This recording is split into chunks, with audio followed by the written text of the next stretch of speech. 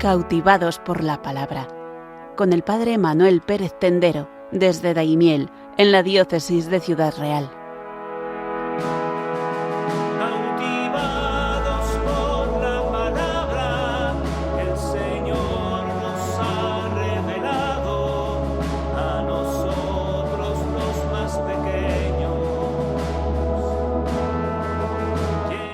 Saludos desde Daimiel, bienvenidos, cautivados todos por la palabra. Te bendecimos, Padre, Señor del cielo y de la tierra. Continuamos trabajando los libros que se llaman profetas anteriores en la antigua historia de Israel. Hemos terminado los 2 libros de Samuel y pasamos ahora al primer libro de los Reyes. Salomón va a ser nombrado rey y se nos habla de su sabiduría y sus logros, el templo, pero también de sus pecados. Y después de Salomón llega el cisma, 2 reinos, y se nos contará la historia de los 2 reinos por separado. Vamos a trabajar entonces esta etapa de la historia, también preciosa, llena de pros y contras, llena de luces y sombras. Como siempre, dividimos nuestra reflexión en 10 puntos. Y el primero, comencemos para situarnos un poquito en la época histórica en la que estamos, las fechas, situarnos antes de Cristo, ¿verdad? Algunos datos que serían importantes para situar la historia. Es verdad que tenemos muy poquitas fuentes extrabíblicas. Conocemos a David y Salomón, sobre todo por la Biblia. Fuera de la Biblia prácticamente no se habla nada de ambos reyes. Una estela que se encontró de piedra en Dan, al norte de Israel, sí se menciona la casa de David. La primera vez mención extrabíblica que tenemos de David. Y luego sí tenemos más datos en los reyes posteriores, ¿verdad? Desde una campaña que hubo por el faraón en la época del hijo de Salomón, Roboán, hasta ya la mención por el imperio asirio de algunos reyes de Israel, como después veremos. Pero en la época de Salomón tenemos muy pocos datos fuera de la... Y luego arqueológicamente Jerusalén se ha excavado un poquito, parece que algunos lugares son de la época de Salomón, otros arqueólogos piensan que no, que son un poquito posteriores. Realmente tenemos pocos datos extrabíblicos, pero en la Biblia hay muchos datos que podemos trabajar desde ellos, ¿verdad? Digamos, para situarnos históricamente hemos dicho que la conquista de Jerusalén por parte de David, decíamos, hablamos la semana pasada, el programa anterior, se sitúa en torno al año 1000 antes de Cristo. Una fecha redonda que sería muy interesante para, o sea, cuándo comienza David a reinar, un poquito antes en Hebrón, pero conquista Jerusalén el año 1000 antes de Cristo. Después, su hijo Salomón, un poquito más tarde, va a construir el primer templo de Jerusalén y lo inaugura más o menos el año 960 a.C. Estamos en el siglo X a.C. Y luego, tras la muerte de Salomón, su hijo Roboam, hemos dicho que el reino se divide en 2. Estamos en el cisma, etapa fundamental, acontecimiento fundamental en la historia de Israel, que podemos situar más o menos año arriba, año abajo, en torno al año 931 a.C. ¿Veis? 1960, 931, estamos en el siglo X a.C. Y después los 2 reinos, Reino del Norte y Reino del Sur, van a estar viviendo por separado.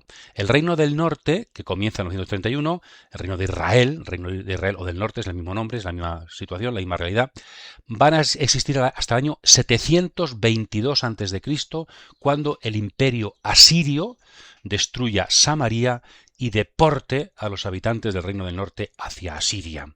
En cambio, el Reino del Sur, capital Jerusalén, va a durar un poquito más, hasta el año 586 a.C., cuando Nabucodonosor de Babilonia destruye Jerusalén, el templo, y también deporta a los habitantes hacia Babilonia.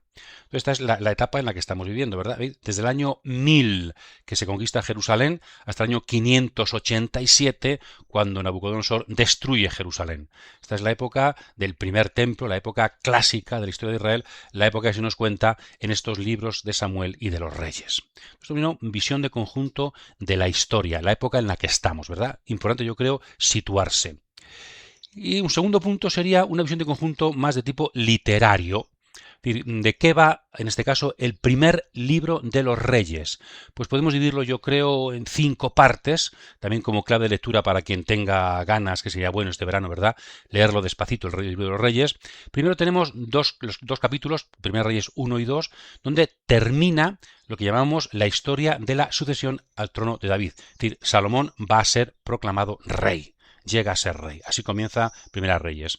Después, la segunda parte, capítulos 3 al 11, tendríamos la descripción del reinado de Salomón. Esos capítulos están muy bien hechos, con todas sus características. La sabiduría de Salomón, construcción del templo, otras construcciones y también su pecado. Su pecado. Para esto el libro nos habla de una fuente que tenía, que ha desaparecido por supuesto, el libro de los Hechos de Salomón. Dice el capítulo 11.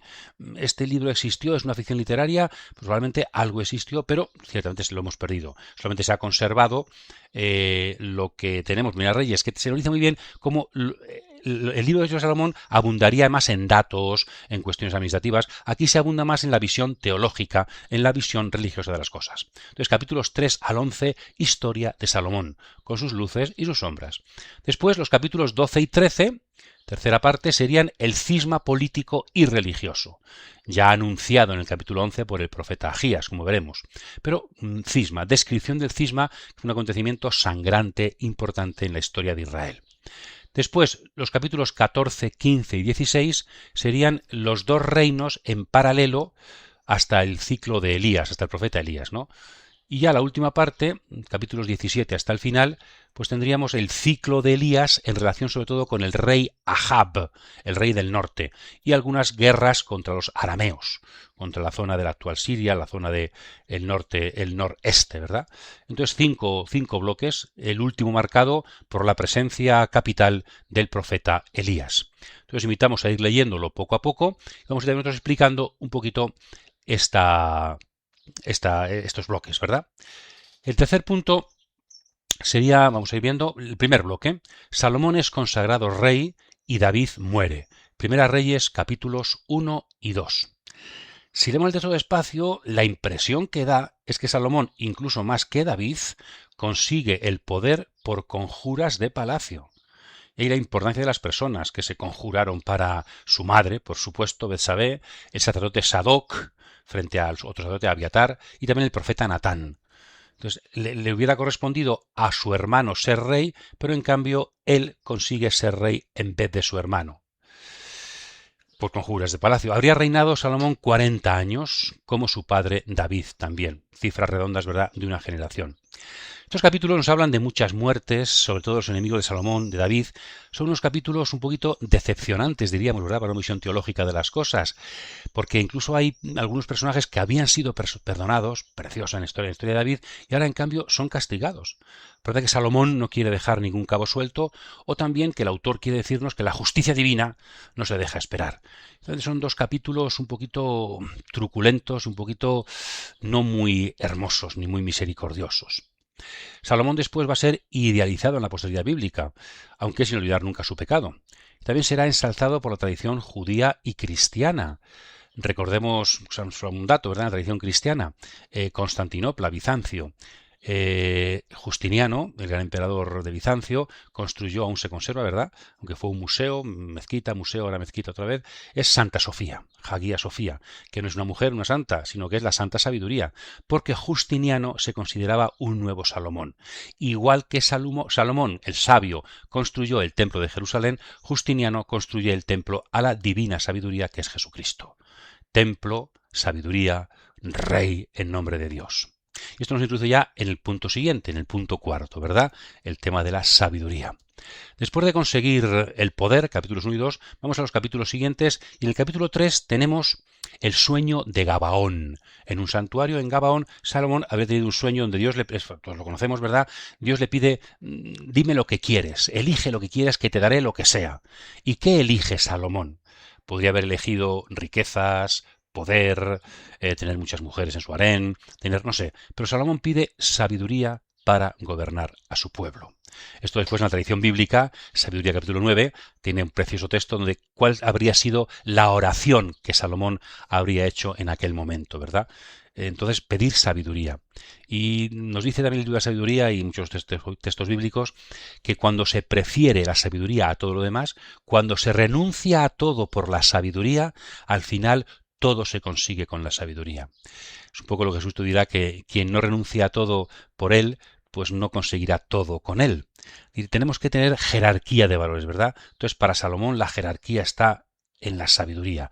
Lo principal es recibir de Dios la capacidad para comportarnos en la vida de forma adecuada, en este caso para ser rey de Israel. Y a Dios le place, le complace esa petición, y por eso Dios le dará a Salomón sabiduría y también le dará lo que no ha pedido. Como hemos dicho antes, viene todo con ella, que es riquezas, fama, todo. Le concederá todo. Entonces, la sabiduría de Salomón. Dicen algunos que este sueño de Gabaón, después de haber tenido conjuras de palacio, es una forma de decir que Dios aprueba la elección de Salomón como rey. No solamente es una cuestión de conjuras humanas, sino que debajo de todo está también la voluntad de Dios, como estuvo en el caso del rey David con la unción de Samuel, ¿verdad? Dios está debajo de todo. También luego en el capítulo 5 se nos dirá que Salomón es un rey muy sabio, vendrán a verlo gente extranjera, compone proverbios, la sabiduría de Salomón. Y esa sabiduría no es una sabiduría de colegio, de despacho. El primer hecho que se nos cuenta es Salomón como juez. Es decir, la sabiduría es sabiduría práctica para juzgar al pueblo, para gobernar al pueblo. Y tenemos el famoso juicio de Salomón, ¿verdad? Que un niño que es partido en dos por sus madres, a ver quién es la madre verdadera. Es decir, la función del rey, decíamos, era sobre todo militar frente al exterior, frente a los enemigos, y judicial frente al interior. Es decir, la defensa militar del pueblo, la paz y la justicia dentro del pueblo. En David se subraya más quizá la dimensión militar exterior con las guerras de David. En cambio, en Salomón hay menos guerras, se subraya más su dimensión de paz. Salomón, Shalom significa paz, y su dimensión de juez justo que construye un país justo en su interior. Entonces, sabiduría y justicia. Sabiduría y justicia, el rey que apacigua el reino, el rey de la paz, el Salomón. Y por eso la tradición bíblica le ha aplicado, le ha atribuido a Salomón 3 libros bíblicos. La Biblia griega también le pone sabiduría, pero en la Biblia hebrea tenemos 3 libros que se atribuyen a Salomón. Los Proverbios, el libro del Eclesiastés o Cogelet, y el libro poético del Cantar de los Cantares. Y aquí, dejando un pequeño paréntesis para hablar de una interpretación preciosa que hace un padre de la actual Turquía, de Capadocia, San Gregorio de Nisa, hace una interpretación que él llama desde el seguimiento, del orden de los libros, la acolucía. ¿Por qué Salomón escribe Proverbios, luego Cogelet y luego Cantar de los Cantares? Pues nos dice de forma preciosa, Proverbios expresa la sabiduría humana. Es decir, el joven Salomón ha descubierto las claves, muchas de las claves de la sabiduría humana, y con ellas actúa. Una sabiduría joven, una sabiduría viva, una sabiduría que tiene mucho alcance, una sabiduría ciertamente capaz de gobernar, capaz de ayudar a los demás. Eso estaría escrito en el libro de los Proverbios. Pero pasa el tiempo y el Salomón anciano compone Cogelet, Eclesiastés, que es la crisis de la sabiduría, es decir, los límites de la sabiduría humana. En la época joven pensamos que todo lo podemos con nuestra mente, que la ciencia lo puede todo, pero llega un momento tarde o temprano que el sabio tiene que pasar por este proceso, ¿verdad? Un poquito como la noche oscura de Juan de la Cruz. El sabio pasa por esta etapa de realmente la sabiduría humana lo explica todo. Explica, por ejemplo, la retribución, por qué a los malos les va bien y a los buenos. Entonces la sabiduría humana es incapaz de explicarlo todo. Es muy válida, hay que dedicarse a ella, pero forma parte de la historia del sabio descubrir los límites de la sabiduría. Y eso estaría escrito en el libro de Cogelet, que de esta forma lo entendemos perfectamente. Hay gente que aisladamente no entiende este libro, porque es muy, diríamos, muy poco esperanzador, muy poco, pero si se entiende en conjunto, como Gregorio de Nisa, como una etapa de la sabiduría, sí que se entiende de forma preciosa. Entonces, la crisis de la sabiduría en la ancianidad de Salomón. Y por eso no acaba aquí la cosa, sino que tenemos un tercer libro, el libro del Cantar de los Cantares, que es el esposo y la esposa. ¿La esposa quién es? Salomón es el esposo, la esposa es la sabiduría divina, el amor. Es decir, más allá de la mente humana, de la sabiduría juvenil, Salomón ha descubierto el camino del amor para ser sabio. Ha descubierto el camino de la sabiduría divina. ¿Cómo se supera la crisis de la sabiduría humana? Cuando se descubre el misterio de Dios, cuando se ama desde Dios, cuando las claves sapienciales nos la da Dios. También luego la carta de Santiago del Nuevo Testamento hablará de la sabiduría que viene de arriba, ¿verdad? Entonces, muy bonito, sabiduría humana, juvenil, crisis de esa sabiduría, ancianidad y superación desde el amor, desde Dios, de esa sabiduría. Y por lo tanto, Salomón como sabio tiene también mucho que decirnos hoy, ¿verdad? ¿Qué significa ser sabio? Pues es Proverbios, claro que sí, pero también no significa no ser sabio Cogelet, al revés. Esa crisis, esa forma parte del proceso de la sabiduría y al final o descubrimos el camino del amor, o descubrimos los caminos de la sabiduría divina, o nos quedaremos a mitad de camino en la sabiduría, porque el ser humano ha sido creado para amar y ha sido creado para comprender el misterio de Dios en medio de la historia. En este aspecto, este cuarto punto de la historia de Salomón, de su sabiduría, había que relacionarlo mucho con sus relaciones con Egipto, ¿verdad? En Egipto hay una sabiduría tradicional muy antigua, entonces Salomón tiene mucha relación con Egipto, incluso se casó, dicen, con la hija del faraón, ¿verdad? También que relacionarlo con Hiram, otro extranjero, y también con la reina de Saba, que vendría a ver a Salomón para contemplar su sabiduría, ¿no?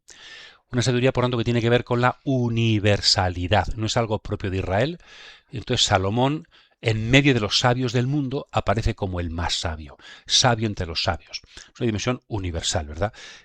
La fe de Israel no le aísla de los demás países, sino que la sabiduría de Salomón le hace estar en relación con los demás países. Aquí también podríamos acordarnos de que la Iglesia, la fe, también tiene esa dimensión humana fundamental, abierta a la divinidad, claro, a la trascendencia, pero que nos hace estar en medio de las naciones aportando la sabiduría bíblica, la sabiduría de Dios que también nosotros hemos conocido. Entonces quizá la dimensión más famosa de Salomón, ¿verdad? Salomón sabio, pero no porque él era muy listo. Desde el principio se nos dice porque Salomón ha recibido como gracia la sabiduría de Dios. Y para recibir esa sabiduría como gracia, ¿qué hay que hacer? Renunciar a las demás cosas. Para luego reencontrarlas, pero renunciar, ¿verdad? Es como, sí, renunciar a las cosas y entonces cuando ponemos otras cosas antes que Dios, cuando ponemos otras cosas antes que la sabiduría, al final no conseguiremos la sabiduría y es posible que también perdamos esas otras cosas que hemos preferido. Bien, después de este cuarto punto pasamos a un quinto punto, también importante, creo que también muy importante, y Salomón en la historia aparece esta segunda característica fundamental, que es la construcción del templo de Jerusalén. Es un proyecto ya de su padre David. De hecho, luego veremos las crónicas, el libro de las crónicas, nos dicen que David lo dejó todo preparado. Aquí aparece menos esa preparación. David tuvo el sueño de convertir a Jerusalén en capital religiosa y para ello llevó allí el arca y le faltaba construirle una casa al arca. Pero Dios le dijo, acordaos, profecía de Natán, que no, más despacio. Otro, tu hijo, me construirá un templo. Es el templo del rey, es el templo de la capital. Es el templo principal porque allí será llevada el arca de la alianza, pero no es el único templo de Israel, no es el único templo yavista. Hay muchos más templos y santuarios dedicados a Yahvé en medio del país. Muchos de ellos se remontan a la época patriarcal, son más antiguos, Siquem, Silo, Gilgal. Todos estos templos, de Jerusalén va a ser uno de los templos, el principal porque es el de la capital, el principal porque es el del rey, el principal porque está ahí el arca de la alianza de Moisés, pero hay muchos más templos donde está culto yavista. Solo será con el rey Josías en el siglo VII a.C., tendrán que pasar más de 300 años, para que se unifique toda la religiosidad en el templo de Jerusalén y sean destruidos los demás templos. Nosotros aquí tenemos una idea, diríamos, de post-Josías. Pero en la época de Salomón existen otros templos israelitas con su propio sacerdocio. También había templos paganos, por supuesto, pero había templos también de Yahvé. Y Jerusalén va a ser el templo principal porque es el de la capital. Bien, este templo, Salomón, si leemos el texto despacio, os invitamos a hacerlo, la estructura que tiene el templo es la misma que tenían los templos cananeos. Claro, para hacer un templo, ¿de dónde se copia? Pues de los templos, un poco diferente a lo que hizo después la Iglesia, ¿verdad? Si os acordáis, la Iglesia no construyó del todo en la Iglesia primitiva templos de estilo de la religiosidad romana y griega, sino que construyó basílicas, lugares, diríamos, del rey, lugares más políticos, que lugares de reunión. Ahí la Iglesia fue un poco... Ya veo que Salomón copia la estructura religiosa, la estructura arquitectónica de un templo cananeo y lo aplica al templo judío. Y también, si os fijáis, las fechas de su inauguración coinciden con fiestas cananeas, son fiestas religiosas cananeas. Y también los arquitectos fueron fenicios. Israel, como mucho, pondría la mano de obra, diríamos, no cualificada. Y claro, si yo quiero hacer un templo, ¿cómo lo hago? ¿Cómo se hacen los templos entonces? Si yo inauguro y hago fiestas, ¿cómo hago? Pues con la fiesta que tengo alrededor. ¿Veis aquí entonces cómo el temor de los profetas Natán y los profetas posteriores, el peligro de la cananeización de la religión? Si el templo de Jerusalén tiene la estructura de los templos cananeos, si tiene las fechas de inauguración que son cananeas, del calendario cananeo religioso, si los arquitectos son cananeos, es muy fácil que la gente crea que estamos en un templo cananeo. Por eso el templo tuvo que ir purificándose mucho. Una de las claves fue que no hubiera imágenes en el templo de Jerusalén, en los templos judíos, ¿verdad? Pero bueno, aquí todavía recordamos la profecía de Natán, ese temor de los profetas, esa no querer del todo Dios, ser encerrado en un templo, porque son una tradición religiosa pagana. Y el peligro de la paganización de la religión de Israel y también de la cristiana y de todas, ¿verdad? Que nunca podemos dejar de estar despiertos, no podemos dormirnos y dejarnos llevar. Y luego, después de inaugurarlo, Salomón hace una oración preciosa de consagración del templo, muy teológica y muy profunda, ¿no? Nos dice lo que estamos diciendo, pues, porque Israel lo tiene claro también. Dios no cabe en templos humanos. Si yo te he construido un templo, perdóname por ello, ¿verdad? Te he construido un templo, tú no cabes aquí. Si no cabes en el universo, si no cabes en el cielo, ¿cómo vas a caber en un templo que te he construido yo? Pero necesitamos un lugar para acudir a ti. El templo sería una especie de sacramento de tu presencia. Dios no habita aquí, sino simbólicamente. Entonces ahí Salomón deja muy claro la teología del templo, ¿no? El templo no es el lugar en el que Dios vive, sino que es el lugar donde nos acercamos a Dios porque simbólicamente desde aquí Él habita para aceptar nuestras oraciones y nuestros sacrificios. Después, Salomón ofrece sacrificios y ejerce prerrogativas sacerdotales, como era normal en un rey. Salmo 110 también lo dice, lo cual nos llama la atención, ya lo decíamos, con el caso de Saúl, que fue retirado, el primer rey, ¿verdad? Retirado de ser rey, rechazado por Dios, porque había hecho sacrificios, lo cual es un poco anacrónico, ciertamente. Entonces, Salomón y la construcción del templo de Jerusalén, con sus peligros, pero con su teología de fondo muy clara. Lo físico, lo arquitectónico, la pintura, el arte, no puede confundirnos. Dios siempre es trascendente, Dios no cabe, pero el ser humano necesita lugares físicos, lugares consagrados, para, digamos, cambiar de nivel, para acceder a la presencia de Dios. Este es el significado profundo del templo desde el principio. Además de construir templos, pues también Salomón habría construido palacios, puertas, ciudades. Todo esto en la arqueología queda muy poco. Algunos arqueólogos dicen haberlo descubierto en Meguido, otros arqueólogos dicen que no, que eso es posterior. Bien, también en Jerusalén hay alguna parte del Ofel, alguna construcción que parece incluso anterior a Salomón, que aparece de la época de los jebuseos, después alguna construcción que parece también de la época de Salomón. Bueno, muy pocos restos arqueológicos, pero algunos parece que sí apuntan que podrían ser de la época de Salomón. Entonces, quinto punto, Salomón constructor y especialmente constructor del templo. Vemos que está construyendo una nación. Entonces se construye físicamente, se construye religiosamente y se construye también con sabiduría socialmente desde la justicia. Salomón, el rey, el sabio, aquel que inaugura el templo de Jerusalén.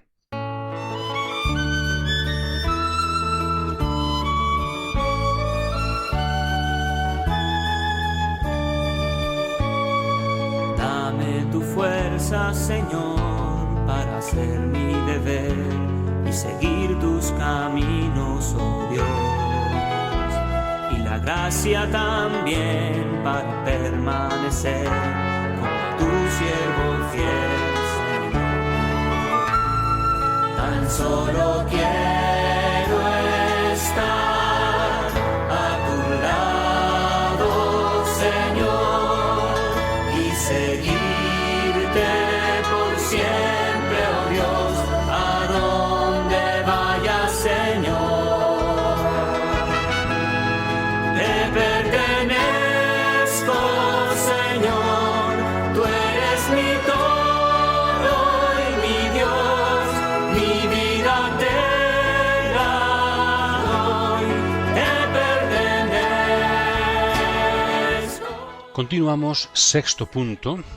El capítulo 11 del libro Primero de los Reyes nos habla de otra dimensión del rey Salomón, y es el pecado de Salomón. La Biblia no idealiza de forma absoluta a los reyes. Acordaos de los pecados de David y cómo Dios lo castigó, y no son escondidos en la tradición bíblica, en los textos, ¿verdad? David fue un pecador y Dios lo castigó y tuvo que... Bueno, pues también tenemos el pecado de Salomón. ¿En qué consiste el pecado fundamental de Salomón? Pues sobre todo fue debido, según la Biblia, a las influencias de su harén, de sus mujeres extranjeras, que hicieron que se paganizara la corte. Incluso se nos dice que llegó a construirles a sus mujeres santuarios paganos para sus dioses, claro, las mujeres extranjeras. Entonces tuvo que construirles para que hicieran su propio culto, ¿verdad? Todavía hoy se denomina Monte del Escándalo, frente al templo, en la colina que está al sur del Monte de los Olivos, se llama Monte del Escándalo porque sería el lugar en el que Salomón habría construido templos a sus mujeres extranjeras. Allí actualmente está la casa de Abraham de Cáritas francesa, y también la parte de abajo de la aldea de Siluán, la parte de abajo en la falda de este Monte del Escándalo, se ve una casa cerca del barrio de Siluán que no tiene ventanas, una especie desde lejos, ¿no? Esto dicen algunos arqueólogos que es la tumba de la hija del faraón. O sea, se remontaría a la época de Salomón, probablemente, ¿verdad? Y se le ha llamado eso la tumba de una de las esposas de Salomón. Tenemos en Jerusalén ciertamente cosas bastante antiguas. Entonces, ese monte todavía hoy es un recuerdo del que nos dice el libro de los Reyes, del pecado de Salomón y con sus consecuencias que tuvo, como ahora veremos. Algunos autores también piensan, ya menos, pero en años pasados, pensaban que la historia de Adán y Eva en Génesis capítulos 2 y 3 se habría escrito en la época de Salomón. Hoy ya casi nadie piensa esto, pero bueno, es interesante esta reflexión. Pensaban que se había escrito en la época de Salomón en lo que se llamaba el redactor yavista, y en el fondo Adán sería Salomón y Eva serían sus mujeres. Entonces, ¿qué nos cuenta la historia de Adán y Eva?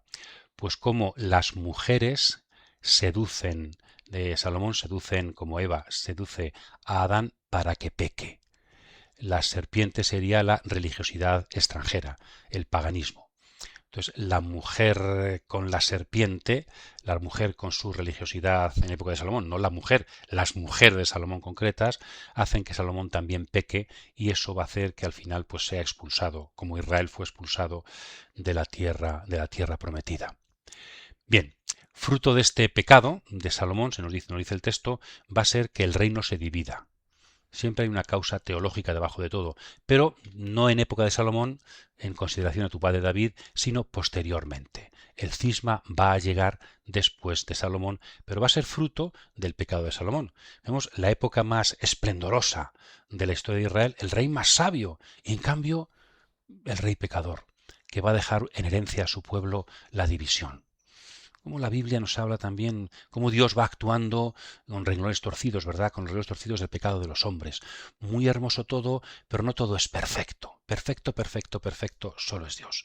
Habrá que esperar al Mesías Jesús para que llegue una persona sin pecado y perfecta. Los reyes no podemos encontrar, no. Estamos todos en camino y tenemos mucho que avanzar, ¿verdad? Bien, el pecado de Salomón, sexto punto. Y pasamos al séptimo punto. Primera Reyes, capítulos 12 y 13.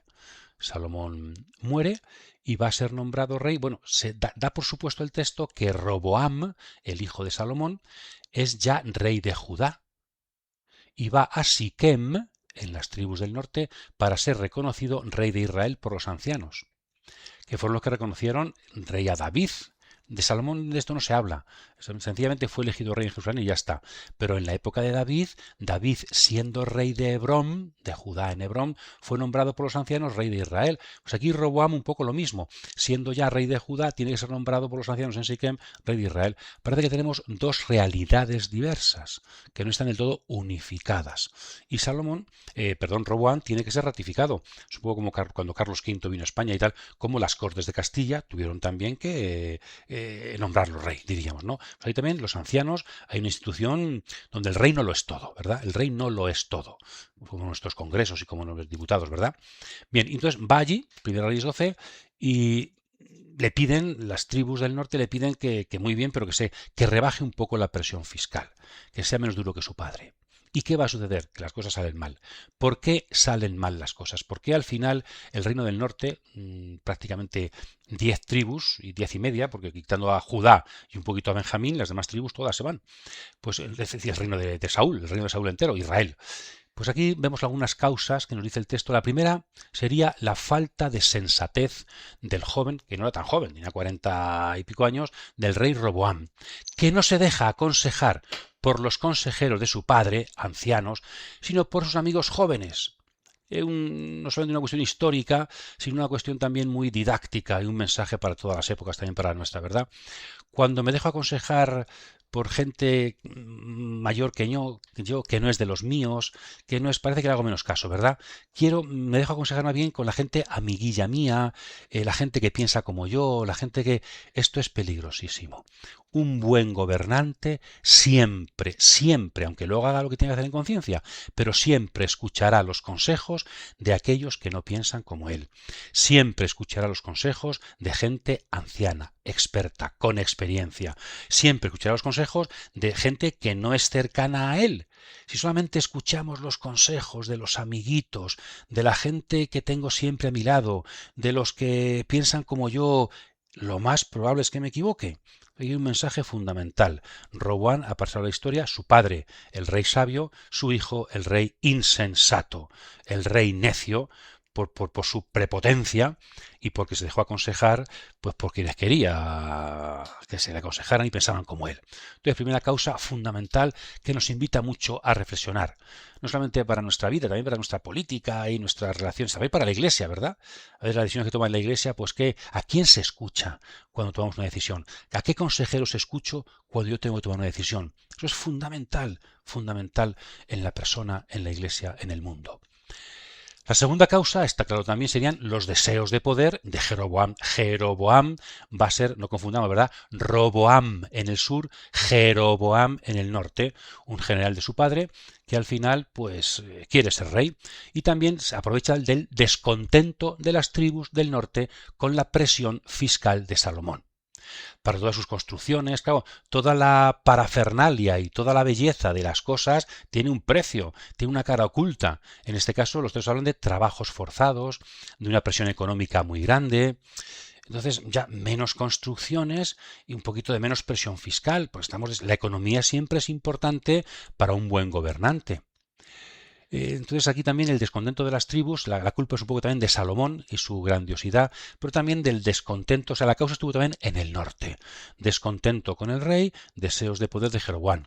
Ciertamente el redactor final, el redactor llamamos deuteronomista, la culpa principal, aunque no quita a Roboam, pero la culpa principal está en el norte. Este fue un gran pecado, una especie de pecado original del reino del norte, cuyos reyes van a ser juzgados siempre hasta la muerte, hasta el 722, como reyes impíos, como reyes que van en contra de la voluntad de Dios.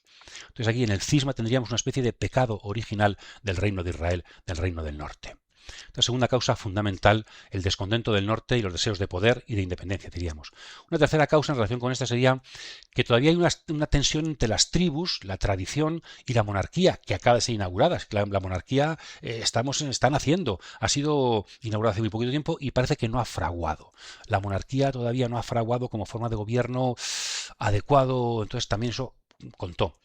Y luego también, sobre todo, no ha fraguado esta unidad que David intentó de la doble realidad que es Israel, reino de Saúl, y tribu de Judá. No es que hay un cisma, sino que el intento de unidad con David y Salomón no fraguó y se vuelve a lo de antes, a dos realidades separadas. El reino de Saúl se va a llamar ahora Israel, reino del norte, y la montaña de Judá se va a llamar reino del sur, reino de Judá, con capital en Jerusalén. Entonces no ha fraguado la unidad que David intentó. Y debajo de todo, la causa principal y teológica, el texto, el redactor ve la voluntad de Dios como castigo a Salomón por su pecado. Y por eso, perspectiva profética, antes de contarnos el cisma, Primera Reyes 12, diríamos la dimensión exterior, en Primera Reyes 11, un profeta, Agías de Silo, hace un gesto simbólico con Jeroboam, de partir su túnica, para simbolizar, un gesto profético, para simbolizar el futuro cisma. Es decir, el profeta va por delante de los acontecimientos, porque es Dios quien mueve los acontecimientos. Por eso estos libros se llaman historia profética, profetas anteriores.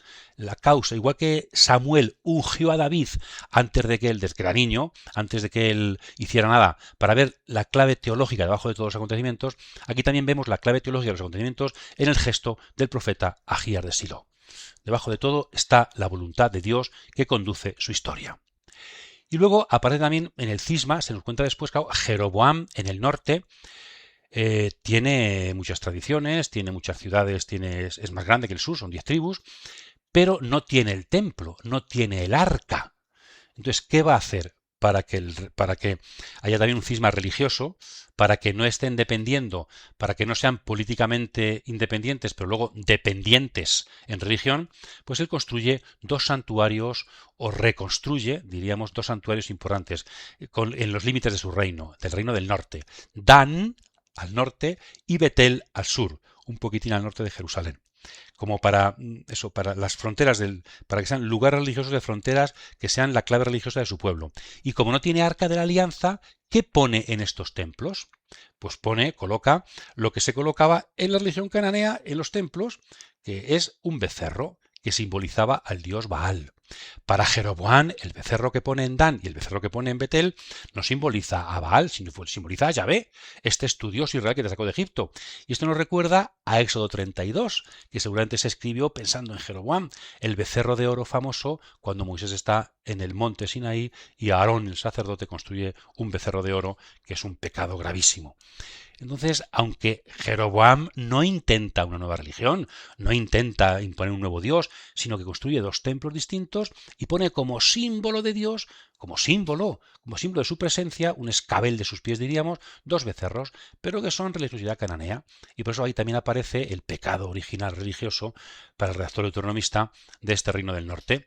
Incluso dice, nombró sacerdotes a gente que no eran de la tribu de Leví, de tribu sacerdotal. Por lo tanto, ahí hay muchos pecados juntos, diríamos, de tipo político y sobre todo de tipo religioso.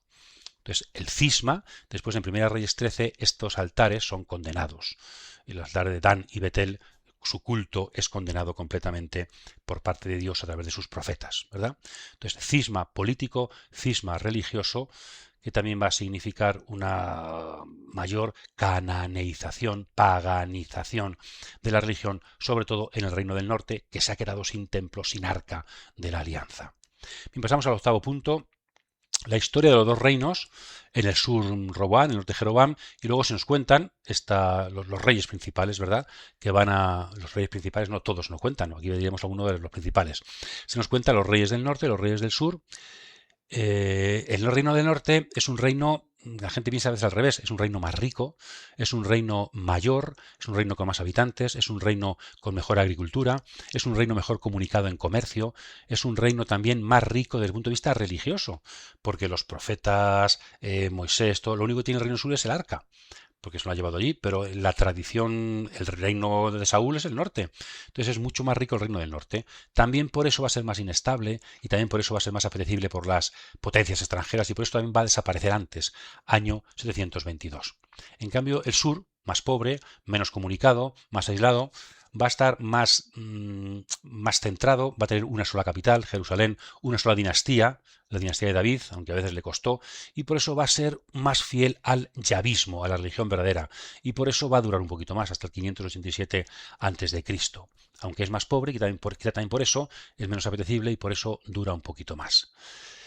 Bien, entonces tenemos los reyes que van surgiendo después de Jeroboam en el norte y de Roboam en el sur.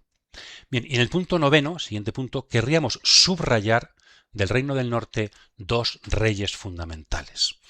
Ahí podemos decir muchos, pero querríamos 2, porque la Biblia habla sobre todo de uno muy poquito, pero fue muy importante. También aquí aparece en la arqueología, sí que empieza a aparecer ya la historia de Israel. Se trata de Omri y su hijo Ahab. Omri es un soldado que en el reino del norte casi siempre no hubo nunca una estabilidad dinástica, siempre un general le quitaba al rey, mataba a un rey, se ponía él como rey. Entonces Omri llega a ser rey y Omri va a hacer 2 cosas, estamos en el siglo IX a.C., va a hacer 2 cosas fundamentales para dar un poco de estabilidad en el reino de Israel, el reino del norte. Primera es construir una capital nueva. No había hasta ahora capital, sino que estaban un poco yendo de un sitio para otro, Penuel, Siquem, y él va a construir una capital que va a llamarle Samaria. El rey Omri construye Samaria. Y también va a construir, entre comillas, una dinastía. Va a conseguir que sus hijos reinen después de él, y esa dinastía va a ser conocida en el mundo exterior, pagano. De hecho, hablaremos luego de ello en la época del rey Jehú, que es reino del norte, que no es de la dinastía de Omri.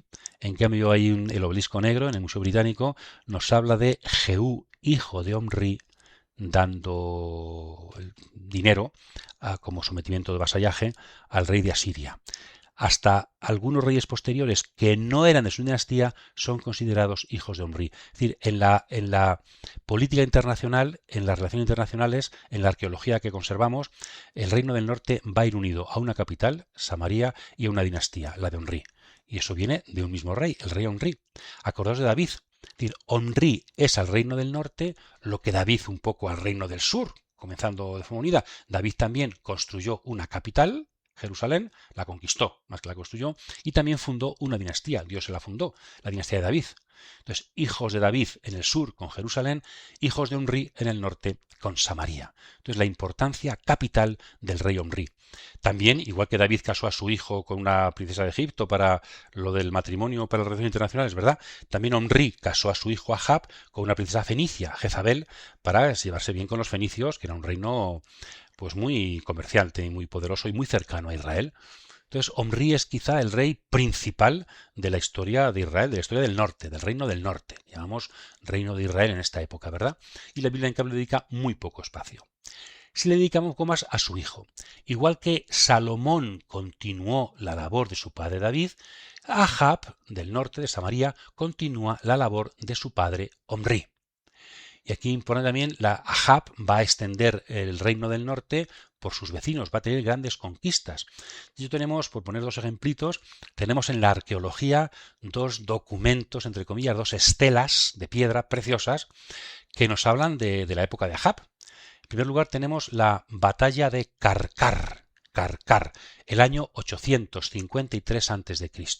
Esta batalla de Karkar no aparece en la Biblia, pero en cambio está relatada en el monolito de Kurk que se conserva en el Museo Británico.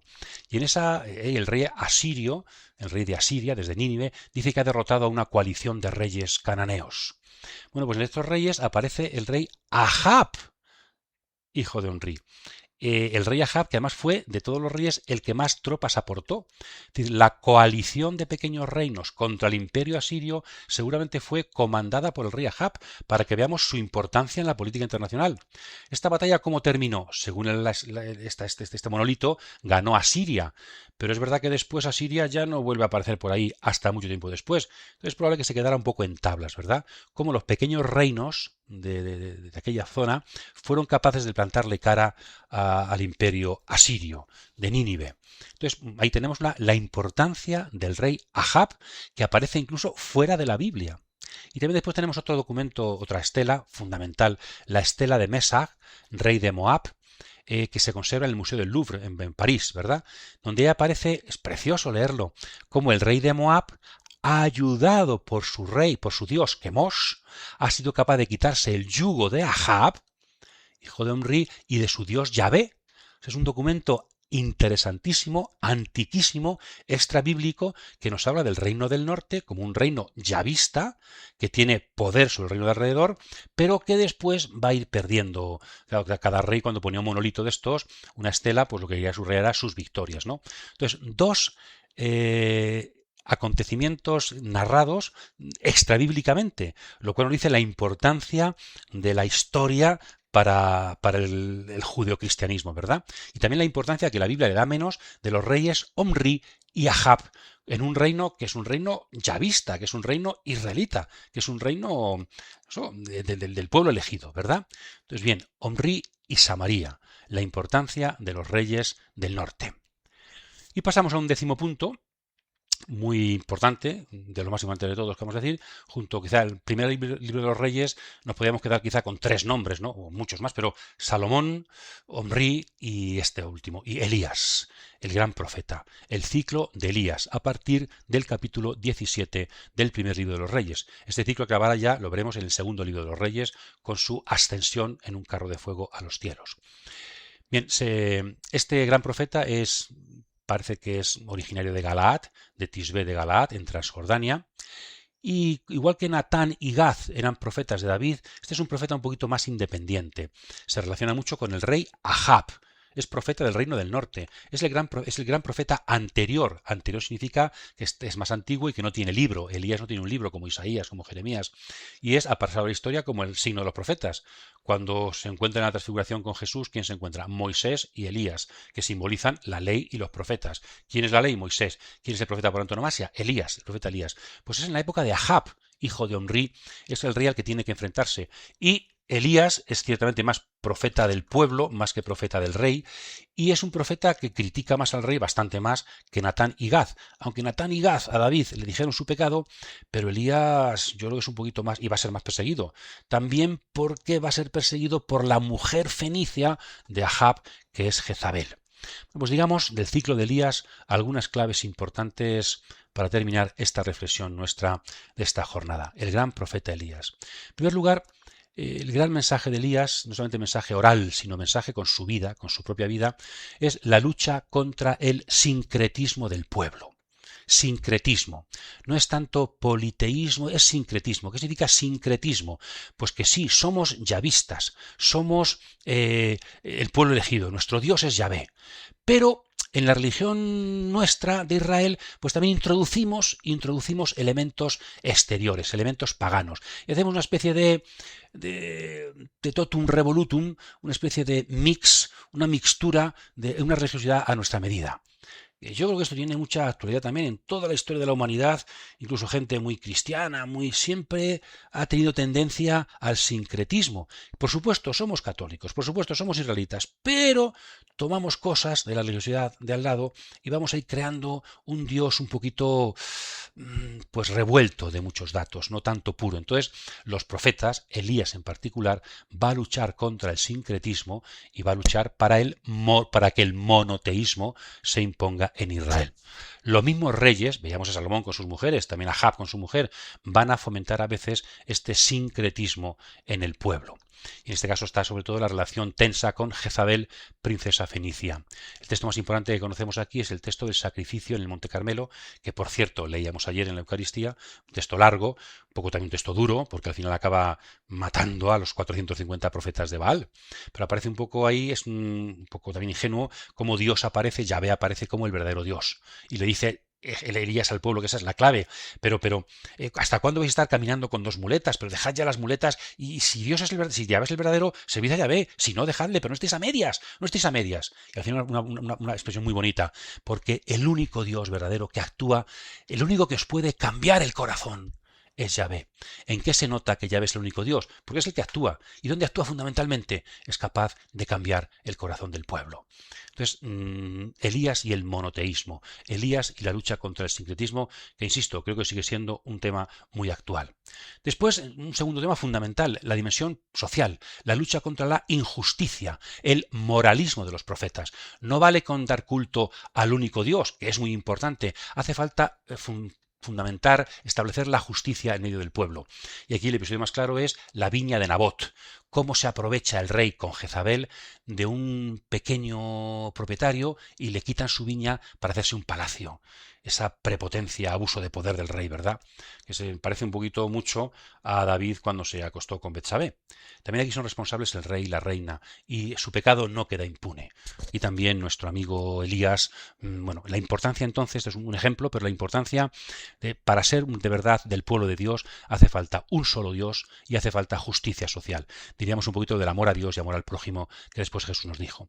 En tercer lugar, me gustaría subrayar del ciclo de Elías, también en el Monte Carmelo actualmente está allí Stella Maris, un santuario carmelita precioso, con una cuevecita, la gruta de Elías, pues de ahí se ve el mar Mediterráneo. Era una época de sequía, hubo una época de sequía en tiempo de Elías, y su siervo sale a atisbar, no veo nada, ve una nubecilla, y Elías dice, va a empezar a llover. Es decir, en la pequeña nube que viene desde el horizonte, Elías sabe descubrir el signo de Dios que nos trae la lluvia. Es decir, saber ver en los pequeños signos la intervención de Dios, cómo Dios viene a salvarnos. También eso es función del profeta, que no solamente denuncia nuestra falsa religiosidad, denuncia nuestra falta de injusticia, sino que también anuncia la esperanza en los pequeños signos que otros no saben ver. Por eso, como son tan pequeños, no lo saben ver y pierden la esperanza. El profeta es aquel que sabe ver donde otros no ven y nos regala la esperanza al pueblo. Y por fin, la huida al monte Horeb. Elías es un nuevo Moisés, solo que ahora la experiencia de Dios es un poquito distinta, ¿no? Tiene que huir de la reina, de que le persiguen, pero también un poco para recuperar las fuerzas. Va a recomenzar la historia de Israel. Y un episodio precioso. Viene una tormenta, viene un huracán, y ahí no está Dios. Pero en cambio en el Sinaí, Dios, ¿dónde se manifestó? En la teofanía, se manifestó en el huracán, se manifestó en la tormenta. Y en cambio aquí, cuando llega una brisa suave, leed el texto que es precioso, ahí está Dios. De alguna forma no está diciéndonos Elías, Dios empieza a revelarse de una forma nueva. El Dios de Moisés era el Dios de la tormenta, pero ahora con los profetas Dios empieza a manifestarse sobre todo en la brisa suave, en la nubecilla, que hay que saber escuchar y hay que saber interpretar. Precioso, yo creo, la experiencia de Dios en la paz, en la tranquilidad, en lo pequeño, en la serenidad, en el silencio. ¿Y ahí qué respuesta le da Dios a los problemas que Elías le lleva? Bueno, pues esto es muy grave porque la religiosidad está mal. Los reyes tienes que nombrar a un sucesor tuyo, Eliseo, y también tienes que nombrar a un rey en vez de ti en Israel y fuera de Israel. Entonces también la intervención, diríamos, en el ámbito de la política y sobre todo que haya sucesores. La importancia de tener sucesores, porque nunca está en nadie de nosotros, en ninguno de nosotros, la solución a los problemas. Por eso Dios, que es tan grande, quiere que la solución esté en la cadena de la tradición. Por eso nadie resuelve los problemas, la importancia de que otros vengan después de mí para continuar con esta labor, para que Dios y su voluntad se abran paso en medio del pueblo. Precioso texto el de Elías, que una y otra vez nos va diciendo, luego también va a ser, en su nombre va a ser presentado Juan Bautista como nuevo Elías, y también muchos de los milagros de Jesús tienen que ver con Elías y veremos con Eliseo. Entonces, un gran profeta de la historia de Israel. Pues con este profeta terminamos nuestro recorrido por el primer libro de los Reyes, lleno de políticas, lleno de presiones, lleno de deseos de poder, pero también lleno de sabiduría, lleno de presencia de Dios, lleno de construcciones, lleno de religiosidad que quiere ser purificada, lleno de profetas, porque Dios acompaña la historia del pueblo para reconducirla. Que sepamos hoy también dejarnos llevar, ser dóciles a la palabra de Dios a través de sus profetas. Que tengáis una feliz semana todos y el Señor os bendiga con todas vuestras familias.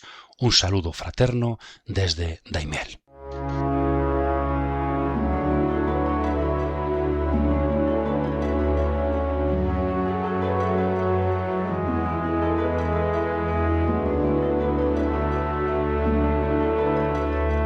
Cautivados por la palabra, con el padre Manuel Pérez Tendero, desde Daimiel, en la diócesis de Ciudad Real.